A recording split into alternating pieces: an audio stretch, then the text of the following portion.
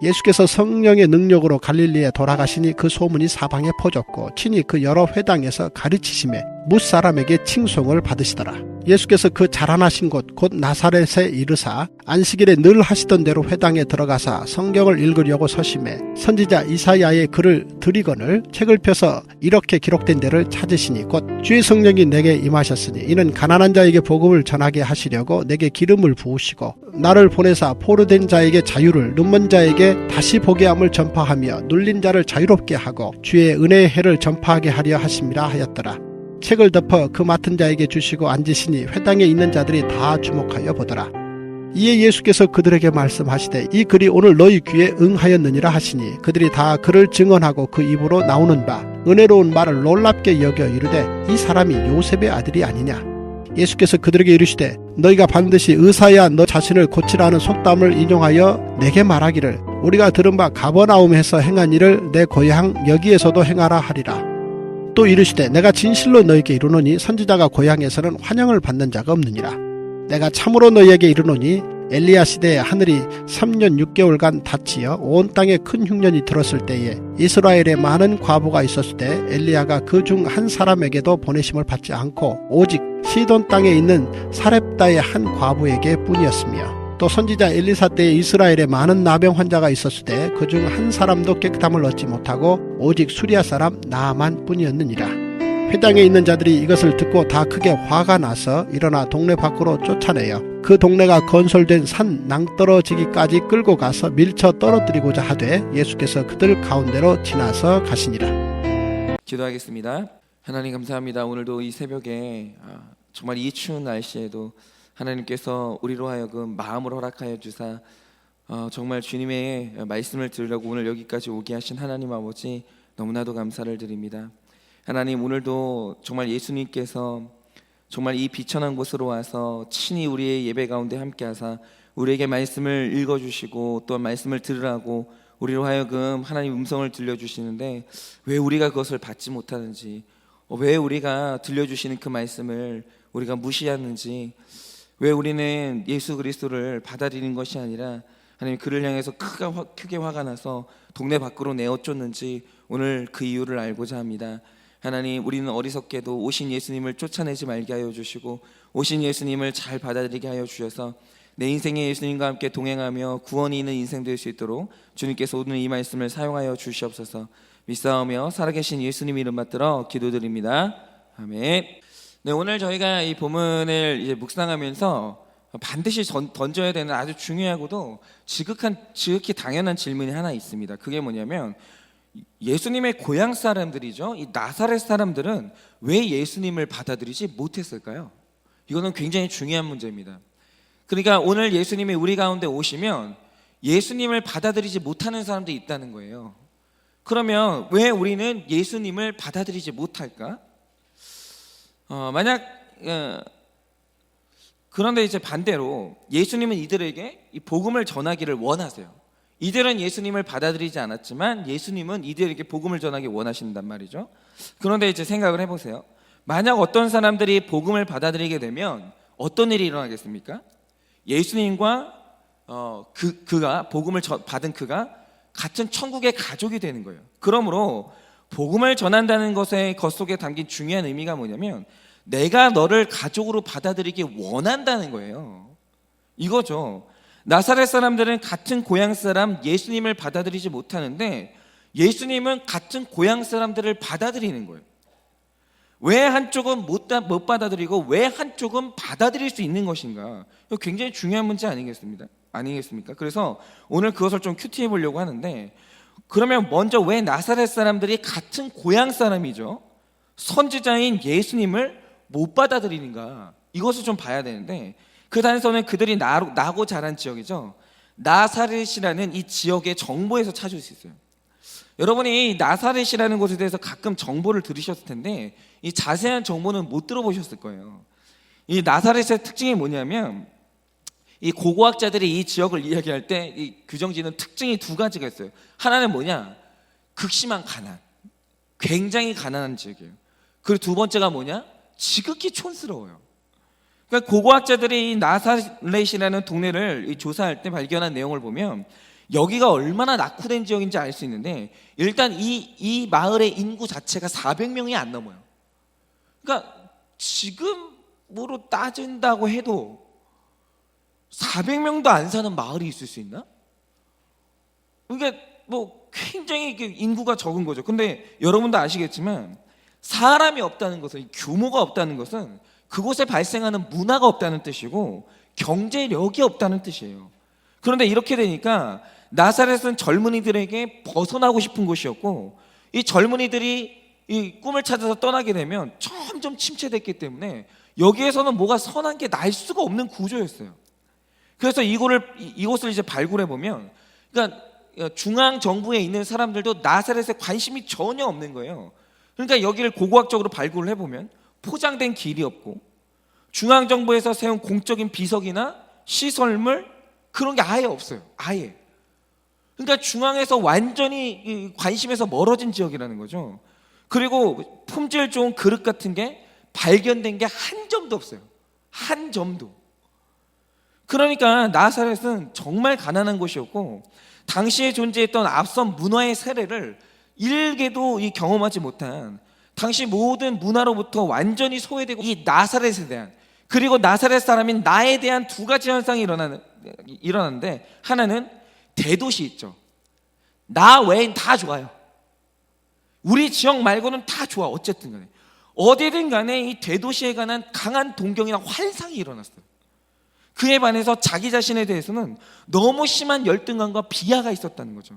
여러분 잘 아시겠지만 성경을 보면 누군가가 이제 예수님을 나사렛 출신이다, 갈릴리 출신이다 이렇게 하니까 뭐라고 그러죠? 아니 거기서 무슨 선한 게 날 수 있냐고, 무슨 거기에서 선지자가 날 수 있냐고, 학교도 없고, 아니 뭐 있는 게 아무것도 없는 데서 거기서 어떻게 선지자가 나냐라는 거예요. 어떻게 거기 출신한테 내가 배움을 받느냐라는 거예요. 여러분 이렇게 무시를 합니다, 외부 사람들이. 근데 더 큰 문제는 뭐냐면 이 무시를 나사렛 사람들 본인들도 인정을 한다는 거예요. 내가 그렇다고, 우리가 가진 게 아무것도 없다고, 여기에서는 선지자가 날 수도 없는 데야, 이걸 자기들이 먼저 인정을 하는 거예요. 그런데 이들 안에 자신에 대한 열등감과 무시를 잡았다는 것은 굉장히 무서운 함의가 있는데, 그게 뭐냐면 만약 예수님이 나와 같은 모습으로 왔을 때 절대로 그들은 그 예수를 은혜로 못 받는다라는 거예요. 여러분 바로 이게 열등감의 무서움이에요. 여러분 여기서 이들이 왜 예수님을 못 받으려는지 아시겠습니까? 이들이 예수님을 싫어할 때 먼저 싫어했던 대상이 뭐냐? 나 자신이에요. 내가 싫으니까 내 모습을 하고 나타나는 예수도 싫고, 나를 나 되게 한 하나님도 싫은 거예요. 모든 것이 다 나로부터 시작을 하는 거예요. 그렇죠? 여러분들 우리가 정말 우리 옛날에 예전에 그 조선시대 때 우리가 우리의 임금보다 명나라를 섬기면서 사대주의에 빠진 이유가 뭡니까? 그것은 중국이 대단해서가 아니에요. 1차적으로 나 자신에 대한 무시가 있는 거예요. 나 자신에 대한 무시가 있고 내 나라에 대한 열등감이 있으니까 같은 나라 사람의 우리 임금보다 명나라 임금을 더 동경을 하는 거예요. 모든 게 나로부터 시작을 하는 거죠. 그런데 생각을 해보세요. 이 나사렛이라는 환경은 예수님이 태어나신 환경이에요. 여러분, 그런데 이 당시 세계 경제와 문화의 중심인 로마에서는 네로가 태어났어요. 그러면 구속사적으로 봤을 때 이 나사렛은 로마보다 비교도 할 수 없이 영광스럽고 거룩한 곳 아닙니까? 이 구속사적인 관점으로 보면 그게 보이거든요. 아니 어떻게 네로가 태어난 로마가 세상의 중심이에요. 근데 정말로 이제 중심이 완전히 바뀌었죠. 중심은 예수 그리스도가 난 곳이 문화의 중심이 됐어요. AD 비포를 뭘로 나뉩니까? 예수 그리스도의 탄생으로 나눠요. 중심은 이제 그곳으로 바뀌었다고요. 근데 그 당시 사람들은 그게 안 보이니까 세상의 중심이 네로가 태어난 로마라고 보는 거예요. 여러분 그렇지 않죠? 지금 세상의 중심은 예수님이 임하신 나사렛이에요. 예수님이 임하신 곳이 세상의 중심이고 내 구원의 수도예요. 그런데 내가 나사렛 사람 된 게 은혜라고 못 받아들이니까, 거기에 대해서 열등감을 느끼니까 나사렛 사람으로 오신 예수님도 싫은 거예요. 그렇죠. 하나님이 나에게 주신 이 모습이 싫잖아요. 나랑 똑같은 모습으로 오는 나의 위로자가 인정이 안 돼요. 나의 똑같은 모습으로 오는 나의 가르침을 주는 스승이 인정이 안 되는 거예요. 제가 그랬어요. 여러분 제가 저희 아버지 무시했습니다. 제가 저희 아버지가 하는 설교를 일개도 안 들었어요. 그래서 맨날 한다는 게 뭐냐면 대형교회 목사님들 만나면 고개가 숙여지고, 이유도 없어요. 고개가 숙여지고 그분들이 동경이 되고, 그냥 그분들 설교가 좋게 들리는 거예요. 왠지 아십니까? 작은 교회 다니는 내가 싫은 거예요. 작은 교회 출신인 나 자신에 대해서 열등함을 벗어날 길이 없는 거예요. 그러니까 이 작은 교회 담임 목사인 아버지도 싫은 거예요. 심지어는 이 작은 교회를 만드신 하나님이 싫은 거예요. 그 예수님이. 예수님이 어떤 모습으로 나타날 줄 알고. 여러분, 예수님이 어떤 모습으로 나타날 줄 알고요. 근데 내가 싫으니까 예수님이 나와 같은 모습으로 나타나면 그게 싫은 거예요. 못 받아들이는 거예요. 여러분, 예수님이 같은 나사렛 사람이에요. 그런데 어떻게 예수님은 나사렛 사람이면서 어떻게 그런데 예수님은 같은 나사렛 사람들을 받아들일 수 있는 거예요? 예수님은 또 다른 거예요. 그들은 예수님을 못 받아들이는데 같은 고향 사람들이라는 이유로 예수님은 같은 고향 사람들을 특별히 애틋하게 여기셨어요. 그러면 이 차이는 뭔가? 바로 이게 이 성령 세례의 중요함인데, 여러분 18절을 보시면 나는 기름 부음을 받고 가난한 자, 포로된 자, 눈먼 자, 눌린 자를 받아들이는 그런 사람이 됐다라는 거예요. 그러니까 성령 세례를 받으면 이 구속사의 눈이 열리고, 구속사가 눈에 뜨이면 그때 보게 되는 게 있다는 거죠. 그러면 중요한 게 이 기름 부음, 성령 세례가 뭔데 예수 안에서 받아들이기 힘든 세상이 열렸냐라는 거예요. 여러분, 바로 그게 예수님이 세례 요한에게 세례받던 순간에 일어났던 일인데, 자, 당시 요한에게 세례받던 예수님이 나사렛 사람들과 똑같은 조건이었어요. 직업 목수죠? 열등감 빠질 수 있죠. 자신도 30살 이전까지는 나사렛 밖을 나가본 적이 없는 촌사람이에요. 지긋지긋하게 싫을 수 있죠. 당연히 가난했습니다. 그런데 예수님도 이 나사렛 사람들과 똑같이 열등감에 빠질 수 있는 똑같은 조건을 가지고 있었어요. 그런데 성령의 세례와 기름 부음을 받는 순간 그분에게 말씀이 들렸어요. 어떤 말씀이 들렸습니까? 누가복음 3장 22절에 결정적으로 들린 음성이 있었는데 그게 뭡니까? 너는, 나사렛 사람 너는 내 사랑하는 아들이라, 내가 너를 기뻐하노라 하시니라 라는 말씀이 들린 거예요. 여러분, 이 말 뜻이 뭡니까? 세례를 받던 그날, 이 세례가 오늘날에서는 다른 의미로 바뀌어야 되는데, 이 성령 세례, 말씀이 열리는 세례를 받던 그날 내가 나사렛 사람인 것이 하나님의 사랑의 결과라는 말씀이 들린 거예요. 그게 눈이 열린 거예요. 그런데 이게 해석이 되니까 내 자신이 수용이 되고, 내 자신이 수용이 되니까 여러분, 모든 그 나사렛 사람들이 수용이 되는 거예요. 여러분, 이 세상에 구원받지 못할 사람이 없고 하나님께 사랑받지 못할 사람이 없다는, 그 누구도 나에게 예수의 모습으로 올 수 있다는 이 구원의 받아들임이 가능해지는 거예요. 여러분, 구속사가 열린다는 것은 뭐냐면 수용성이 넓어져요. 다 받아들여지는 거예요. 그러니까 열등감이 있는 사람들 못 받아들이는 게 너무 많아요. 너무 많아. 그런데 열등감이 사라지고 말씀이 들리고 예수 그리스도가 나사렛 사람으로 올 수 있다는 사실이 열린 사람은 받아들이는 수용성이 넓어지는 거예요. 나사렛 사람 된 나는 하나님의 사랑받는 아들이고 기뻐하는 자라는 이 음성을 듣는 게 성령 세례예요. 그게 바로 성령 세례예요. 이 세례를 받은 사람만 다른 사람을 구원으로 초청할 수 있는 거예요. 여러분, 도저히 받아들일 수 없는 내 주변 사람, 인정이 안 되는 그 사람, 너무 무시가 되는 그 사람, 내 환경, 내 모습에서 이것이 너를 사랑한 나의 결론이라는, 바로 그가 네 앞에 나타난 너를 구원하는 예수라는 이 결론이, 이 하나님의 음성이 들리시냐라는 거예요. 여러분, 이 기막힌 말씀의 해석이 되냐라는 거예요. 제가 얼마 전에 기가 막힌 간증을 하나 들었는데, 그게 뭐냐면 이분이 그 유전성 근육 질환에 걸린 분이에요. 그러니까 이게 루게리아하고 같은 건지는 모르겠는데, 그러니까 근육이 몸에서 지속적으로 계속 빠져나가요. 그러니까 이거는 아직까지 현대 의학으로는 고칠 수가 없는 분이에요. 그런데 이분이 하시는 말씀이 뭐냐면, 어릴 때는 뭐 잘 다녔다는 거예요. 잘 다녔고 다른 사람들하고 별 다를 게 없었는데 어느 날은 뛰기가 힘들어지더라는 거예요. 뛰다가 자꾸 넘어지고.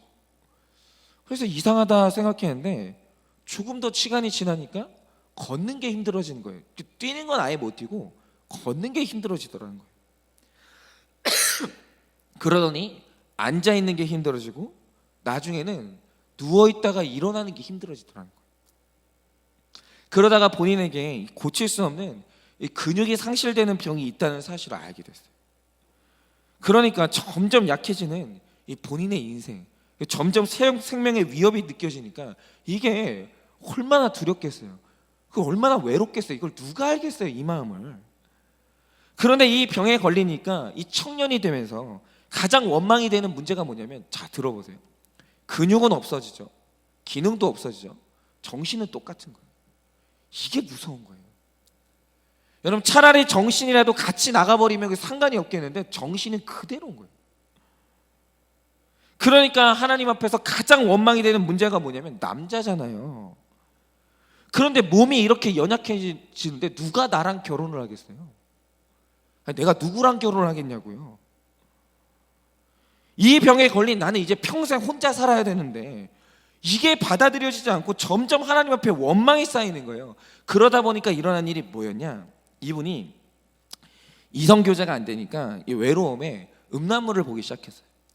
처음에는 그냥 한두 시간 뭐 이런 식으로 보기 시작했는데 이게 이제 점점 심해지면서 언젠가는 하루 종일 보고 있더라는 거예요. 자기가 아침에 일어나가지고 이게 그 모니터를 켜면 잘 때까지 보더라는 거예요. 그런데 더 큰 문제는 뭐냐? 이러고 있는 내가 죄책감이 안 생기는 거예요. 왜요? 하나님을 향해서 원망이 드는 거예요. 아니, 하나님, 당신이 나를 이렇게 만들지 않았냐고. 아니, 결혼도 할 수 없는 몸을 만들어놨으니 이 상황에서 내가 누구에게도 피해주지 않고 나 혼자 외로움을 해소할 수 있는 방법이 이거 말고 더 있냐고. 당신이 나를 이렇게 만들어놨으면 이런 나에 대해서 죄라고 말하지 말라고. 나는 당신께 그 어떤 죄책감도 느끼지 못한다고 항변을 하는 거예요. 근데 그러다가 이분이 어느 날 깨달은 사실이 있어요. 어느 날 성령 세례가 임한 거죠. 그게 뭐냐? 이분은 본인이 굉장히 이성적인 사람이라고 생각했어요. 그래서 내가 마음만 먹으면 언제든지 나는 감정을 컨트롤할 수 있고, 그런 내가 외로우니까 이 합리적인 방법으로 내가 이제 음란물을 찾은 거지, 나는 일상생활에선 그런 사람이 아니야 라는 확고한 믿음이 있었어요. 그런데 어느 날 이분이 한 여자를 짝사랑하게 된 거예요. 그런데 그전에는 내 열등감도 있고 뭐 감히 꿈을 꿔볼 수가 없으니까 그냥 스스로 그냥 마음을 잘 다스렸는데, 아니 이분한테는 마음이 제어가 안 되더라는 거예요. 아니 안 되더래요. 그래서 이게 점점 심해지니까 나중에는 그 여자에 대한 굉장히 무서운 집착으로 변하더래요. 뭐 그 사람에 대한 정보를 막 계속 긁어 모으기 시작하고 계속 그 사람을 쫓아다녀 보기도 하고 무섭게 집착하기 시작하더라는 거예요. 그런데 그때 깨달은 게 뭐냐면, 내 몸이 약하니까 상황에 막혀서 지금 행동으로 옮기는 죄까지 안 옮겨가는 거지, 만약에 내 몸이 건강했다면 근데 이 여자에게 내가 무슨 짓을 했겠다. 나 이 여자한테 무슨 짓을 하겠는 거예요. 왜냐면 그 여인이 내 마음 가운데 들어오는 순간 하루 종일 그 여자와의 음란한 상상을 하게 되더라는 거예요. 본인이 자기 자신이 무섭더라는 거죠. 그러니까 이전에는 자기 자신을 몰랐는데 이 사건으로 알게 된 내 죄패가 음란이라는 사실을 처음 알게 된 거예요. 아, 내가 이성적인 사람이 아니라 내 죄패가 음란이었구나. 그 여인을 사랑한다고 생각했는데 그 사랑이라는 게 뭐냐면 머릿속으로 계속해서 그 여인과의 음란을 계속해서 생각하는 거예요. 그러니까 그 여자가 좋은 게 아니라 그 여자가 정확하게 내 성적 취향에 부합했던 거예요. 그런데 성적 취향에 부합하는 그 사람을 만나면 제어가 안 되는 사람이라는 사실을 처음 깨달은 거예요. 처음. 그런데 이분이 깨달은 게 뭐냐면, 그런데 이 장애가 나를 막아줘서 이나마 내가 여기까지 죄를 억제하고 살았다는 게 인정이 된 거예요. 이분이. 그러지 않았으면 나는 어떤 범죄자가 됐을지, 내가 몸이 튼튼하고 건강한 상태에서 이 여인이 오늘 나를 만났으면 내가 어떤 짓을 저질렀을지 내가 모르겠다는 거예요. 근데 이 질병이 나를 막아줬다는 게 이게 인정이 된 거예요. 여러분, 이게 뭡니까? 이분이 이날 처음으로 이 환경 가운데서 너는 내 사랑하는 아들이라, 내가 너를 기뻐하노라 라는 말씀이 들린 거예요. 이 환경이 너를 향한 내 사랑의 결론이라는 게 처음으로 해석이 된 거예요. 처음으로. 그런데 신기한 건 뭐냐면 이분이 하시는 말씀이 뭐냐면 예수를 거절하던 내 꼿꼿한 마음이 이걸 받아들이니까 부드러워지더라는 거예요. 아, 이게 하나님의 날 향한 사랑이구나. 내가 그래서 내 구원을 지키고 있구나. 이게 내 마음 가운데 받아들여지니까 예수님이 받아들여지더라는 거예요. 여러분, 바로 이겁니다. 예수님이 선물로 주신 내 모습, 그냥 나 자신, 내 배우자, 내 가정, 내 식구들, 내 환경, 여러분, 이 모든 것이 내 구원을 위한 하나님의 사랑이라는 음성이 안 들리면 내게 다가오시는 예수님이 싫어지는 거예요. 하나님도 싫어지는 거예요. 아니, 주님이 주신 환경이 선물로 안 여겨지는데, 하나님이 주신 것이 안 받아들여지는데 어떻게 하나님이 받아들여지겠냐고요. 그거는 일어나지가 않는 일이에요. 여러분, 내 환경이 해석이 돼야 돼요. 내 주변의 사람들이 해석돼야 되고, 하나님이 오늘 선물로 주신 내 자신이 해석이 돼야 돼요. 내 자신의 해석이 안 되잖아요. 예수도 못 받아들이고 가족도 못 받아들이고 내가 만나는 모든 사람도 못 받아들이는 거예요. 지금 내가 나를 못 받아들이면 아무것도 못 받아들여요. 그런데 오늘 그런 사람에게 성령 세례가 임해야 돼요. 나 자신의 해석이 되고 환경이 해석이 되고, 여러분, 그 모든 것들이 하나님이 나를 기뻐하신 결론이라는 거에 해석이 돼야 돼요. 그러나 오늘 말씀에서 나를 태어나게 하신 그 나사렛이 나와 예수님이 만나는 장소고, 바로 그것이 세상의 중심이라고 오늘 말씀을 하시는 거예요. 그리고 하나님이 주신 나를 받아들여야 예수님을 받아들일 수 있다라고 오늘 하시는 거예요. 오늘 여러분 안에서 내 나사렛 있죠. 내가 너무 무시되고 너무 벗어나고 싶고 하나님이 너무 원망이 되는, 어떻게 나를 이런 곳에 태어나게 하시나, 어떻게 나에게 이런 모습을 주시나, 어떻게 나를 이렇게 만드시나, 이런 사람을 만나게 하시나. 여러분, 내가 너무 무시되고 하나님이 원망이 되는 나사렛이 있다라는 말이죠. 여러분, 오늘 그 나사렛이 해석되기를 원하세요. 바로 거기에서 여러분, 로마를 가면 이 음성이 들릴 것 같습니까? 그렇지 않습니다. 나사렛에서 너는 내 사랑하는 아들이라, 내가 너를 기뻐한다는 그 음성이 들리셔야 돼요. 그래서 내가 벗어나고만 싶었던 나사렛이 예수님과 나의 이 만남의 장소, 이 구원의 장소로 다시 해석되는 역사가 일어나기를, 그래서 나에게 이 모든 것들을 주신 하나님이 다시 받아들여지고 예수 그리스도가 받아들여지는 놀라운 구원의 역사가 일어나기를 예수님의 이름으로 축원을 드립니다.